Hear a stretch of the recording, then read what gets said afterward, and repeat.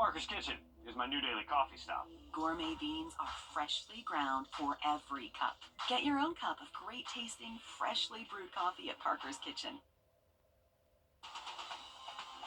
Live from Augusta, we're watching News 1226 this morning. A tiny home community could be coming to Aiken County. The project is still in the works, but one neighbor shares with us how the proposed spot could help future residents. And for the first time, a Savannah man is speaking out. He was almost beaten to death by two fake Amazon workers a month ago in his home. I've been very good at the healing process, apparently. I've surprised everyone, including myself. He shares his story and who saved him just ahead. A lot to get to this morning, but first, good morning. Thank you for joining us. I'm Nick Proto. And I'm Ashley Campbell. It is 6 o'clock on your Monday. Sending things over to Tim. On our way for the first half of the week. 6:02. Aiken County leaders could be close to making a decision about tiny homes.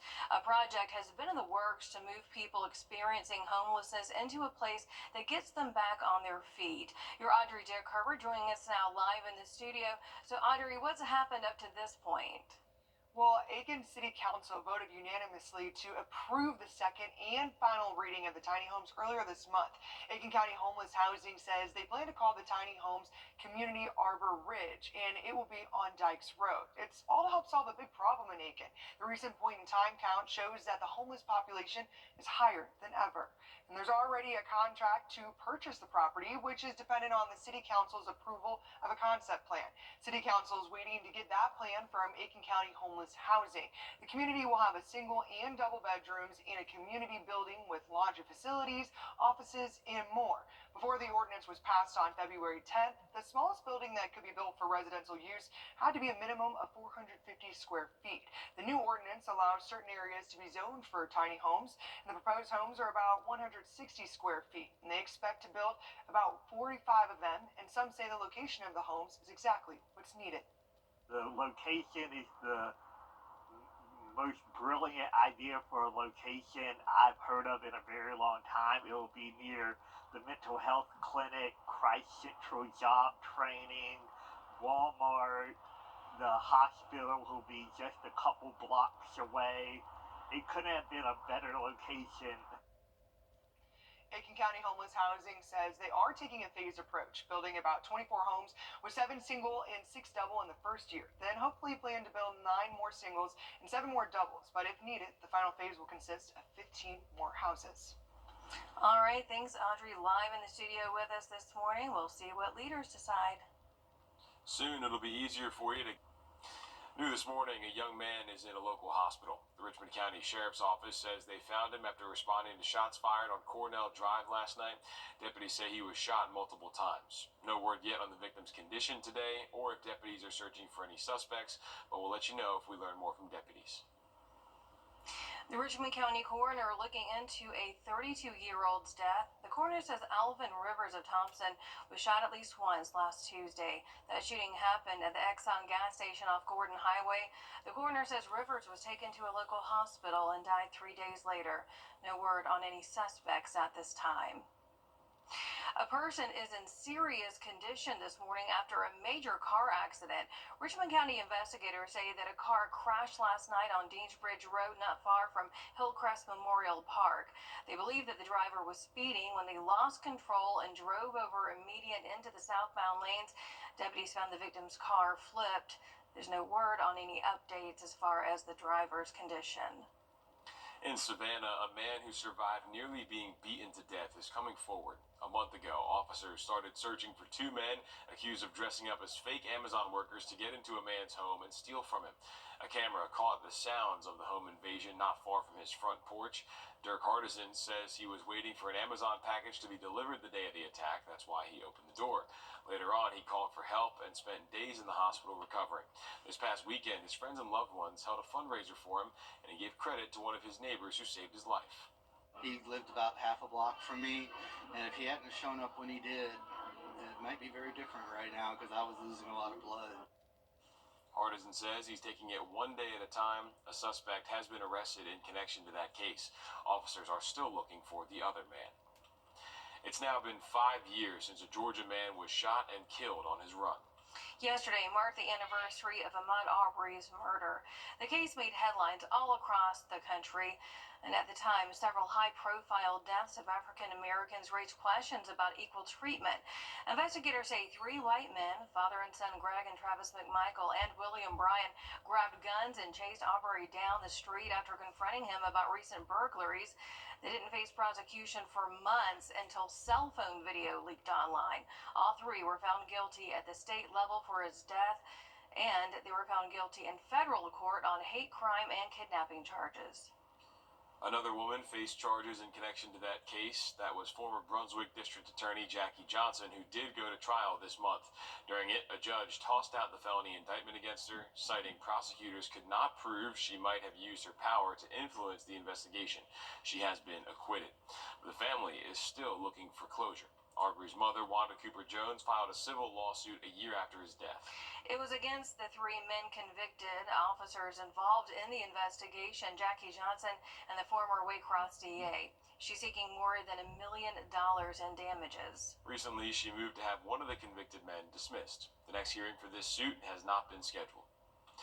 A South Carolina man 5 and 70 with mostly sunny skies. Coming up on 6:15. All right, thanks, Tim.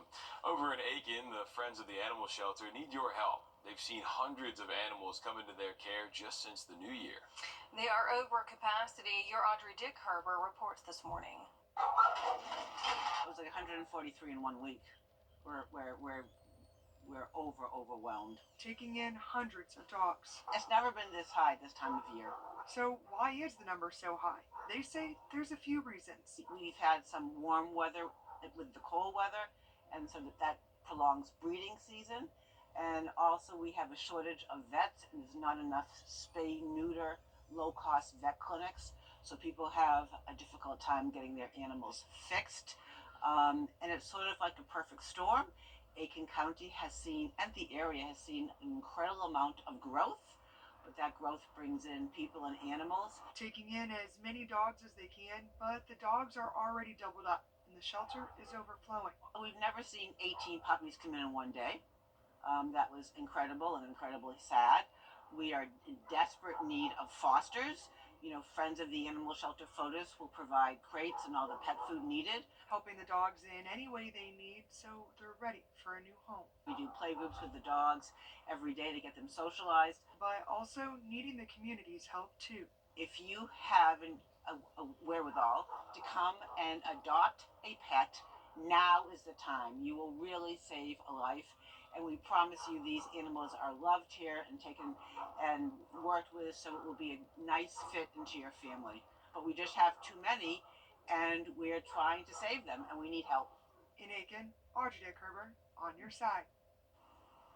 So many cuties there that need a forever home, and even if you're not able to adopt an animal, there are some things that you can do to help. Fotis is always taking donations for food and supplies. And it doesn't cost you anything to stop by and sign up to volunteer. You can walk dogs, play with cats, help the shelter as they help our community.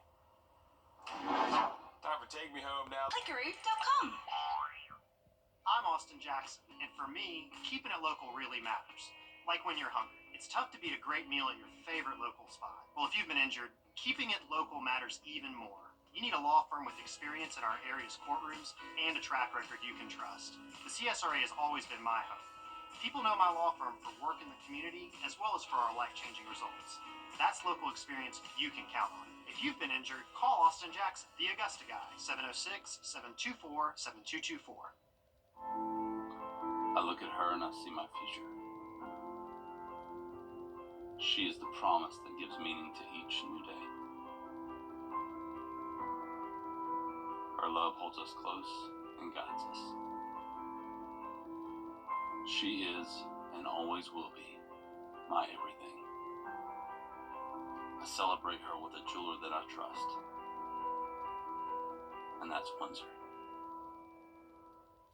Ready to liven things up? Just may show up once again. So we'll get to that much more in the full forecast a little over 10 minutes away, 6:32. Aiken City Council unanimously voting to approve the second and final reading of a tiny homes project. The goal is to help people experiencing homelessness get back on their feet. And now we know where these homes could go. A nonprofit, Aiken County Homeless Housing, is behind the idea, planning to build a community on Dykes Road here just above Augusta-Aiken Road and calling it Arbor Ridge, all to help solve a big problem in Aiken. The recent point-in-time count shows the homeless population is higher than ever. There's already a contract to purchase the property, which is dependent on the City Council's approval of a concept plan. City Council is waiting to get that plan from Aiken County Homeless Housing. The community will have single and double bedrooms in a community building with laundry facilities, offices, and more. It'll be near the Mental Health Center, Christ Central Job Training, Walmart, and a few blocks away from the hospital. The proposed homes are about 160 square feet, and they expect to build about 45 of them, but that's only because of a new ordinance. City Council passed an amendment to our zoning ordinance, which will allow for a zoning use for potential tiny homes.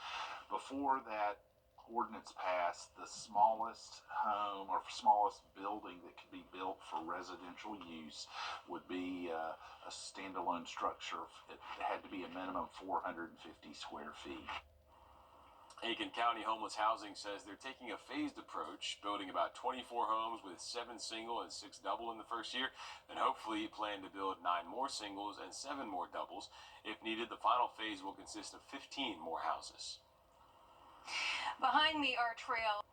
We're following a fire in Aiken County this morning. Deputies say they responded after 1 o'clock on Oak Street off of Pine Street. That is in Gloverville, not Warrenville, like we had previously said. Now, they cannot confirm if anyone is injured or if firefighters are still out there. We do have a crew on the way to the scene, so we'll let you know what they see coming up later on in our newscast. And we are learning this morning about a deadly crash on Clark Station Road Saturday. Wilkes County Emergency Services says one person was airlifted to a local hospital while another died at the scene. We are working to learn more, and we'll keep you updated on that. The Orangeburg County Coroner says a person is dead from a house fire yesterday morning. Fire crews say a call came down for someone trapped in a home on 5 Chop Road. When crews got to the neighborhood, they say a 2-story home was on fire. It took them 2 hours to get it under control. In the end, the coroner says 77-year-old Hubert Adams died at the scene. He'll be autopsied tomorrow. Now, SC State Fire, Orangeburg County Fire, and SLED are investigating what led up to it. The Red Cross has been contacted to help 5 others displaced. And here at home, we now know who died in a house fire earlier this month. A woman was found dead by fire crews on Hidden Springs Road. The coroner says 73-year-old Lewis Miller died from smoke inhalation and burns. The cause of the blaze is still being investigated. A 17-year-old is facing 6 charges after investigators say he pointed a gun at students in Jenkins County. Investigators say the teen was on Barney Avenue when he pointed a gun at 3 students in the school parking lot. Investigators say the teen was caught with a rifle and pistol. He's facing 3 counts of pointing a gun at another, 2 counts of having a firearm in a school safety zone, and 1 count of being a minor illegally possessing a firearm. Georgians have been paying more for power in recent years, while Georgia Power's parent company is reporting major profit increases. Some customers are saying these increased profits are coming from the 6th rate increase since 2023, but Georgia Power says that's not the case. It's important to note that in Georgia, under regulation by the Georgia Public Service Commission, Georgia Power's earnings are capped. So that acts to limit and helps to protect our customers. That's what we work for. Kraft adds the amount of revenue Georgia Power can keep as profit is only 11.9%. Anything above that allows customers to be eligible for rebates. But he says last year that level was not met. The power provider says the rate increases are being used to fund Plant Vogtle and regular maintenance to the energy grid statewide. Georgia lawmakers proposing a new bill that would allow property owners to become and 70s Friday through the weekend, 6:45. All right, thanks, Tim.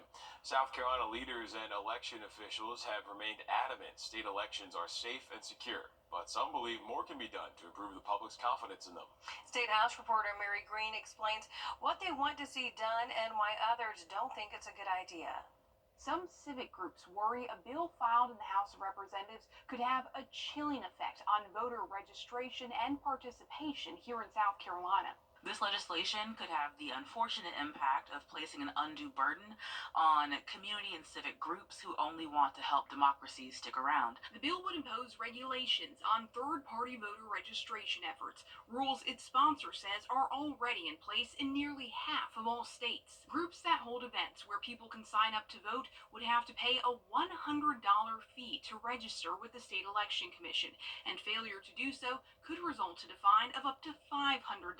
Some worry these fees and fines would discourage smaller groups and nonprofits from holding voter registration events, like schools, churches, and organizations on college campuses. The bill would also mandate groups turn in registration applications within 10 days of them being completed, facing up to a $1,000 fine for not doing so, and it would require they acknowledge voter registration laws and penalties for violations for the groups themselves to register with the state. The bill's lead sponsor says it is not intended to have a chilling effect, as some told a House subcommittee this week they fear it would. The folks that are out soliciting people to register to vote ought to understand the law, ought to understand what the law is on who is eligible to vote. Now, those voter registration provisions were what drew opposition to the bill during a hearing this week, but the legislation does include a number of other proposals, like allowing people to submit their driver's license number to register to vote instead of their social security number, as they're currently required to do.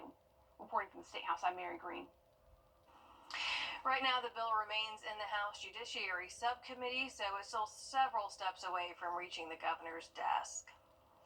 A major grocery chain here in the CSRA is working with historically black colleges and universities for Black History Month. Kroger and Payne College teaming up on Friday for Pack the Pantry to help students. They loaded more than $5,000 worth of food into the Payne Pantry for students to take what they need. I think it's a great opportunity for us to help our community, help our students here, because they're our future. You know, and them being our future, they've got so many things they've got to stress out about. They should not have to stress out about, okay, what am I going to eat for dinner? What am I going to eat for lunch? McGee adds that he understands the struggles college students can have, and being able to help them now is rewarding. School officials say that the pantry is open to all students when they need somewhere to go when the cafeteria is closed. Kroger is partnering with other HBCUs all across Georgia, South Carolina, and Alabama. A new Olive Garden could be coming to Columbia County. Zoning applications show the restaurant would be on Autumn Trail off Lewiston Road. This would be the third new Olive Garden in the CSRA in the last 15 months. One's in Aiken County on Whiskey Road, the other relocating from Washington Road to Cabela Drive in November of 2023. The rezoning application shows that Chase Bank could come to Columbia County as well. Well, take a look. New Zealand has crowned the new